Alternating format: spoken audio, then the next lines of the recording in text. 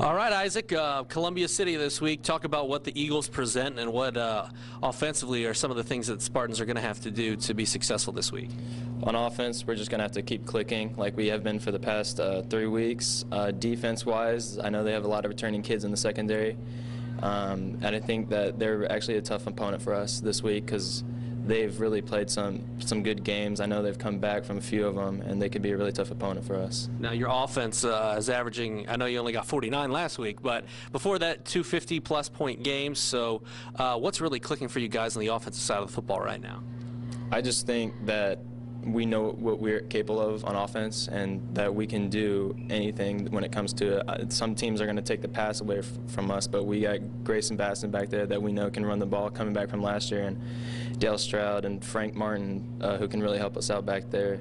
As a receiver core and Zach, we've been working everything since last season, and we know what we can do, and we can click real easily.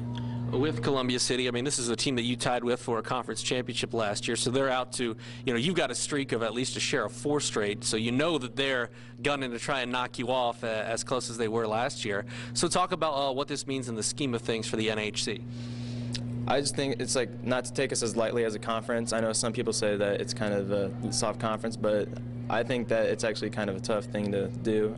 Columbia City coming back from where they were a few years ago, and what Coach Hudgens has done down there has done a really great job with the program. And I think this could be a really good game, as one that could go down pretty good. When it comes to, do you look at it as a, hey, this is a conference championship type game? Yeah, I do. I see it. This could be deciding who's going to win conference. And when you take a look at what they do in terms of just the program, talk about what they've been able to do. You know, obviously watching them grow as a program to now be the point where they're an NHC contender. What's that like to see? And now that they've got some swagger when they get out on the field.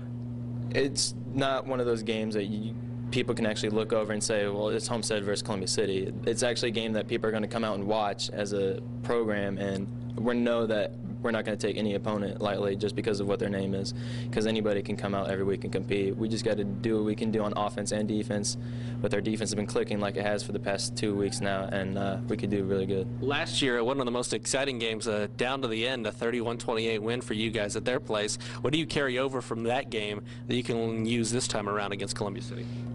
We just got to keep momentum going. I know we just kind of stopped with our momentum. We were up 28-7 at halftime, and we just kind of depleted on what we could do on the offense.